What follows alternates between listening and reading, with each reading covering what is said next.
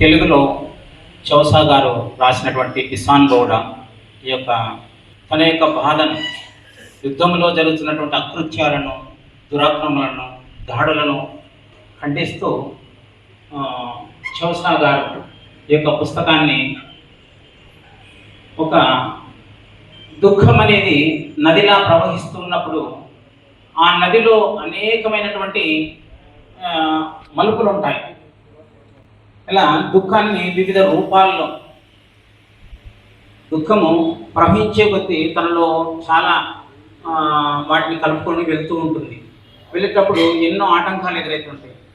అలాంటి మలుపులతో కూడినటువంటి సందర్భంలో తన మనసులో ఉన్నటువంటి బాధనంతా, అంటే పుల్లారెడ్డి సార్ గారు చెప్పినట్టు శ్రీశ్రీ బాధ ప్రపంచానికి ఎలా వ్యక్తం చేశాడో అలాగా చౌసా గారు ఈ యొక్క కవిత్వాన్ని ఎలా పోల్చుకోవచ్చు అంటే,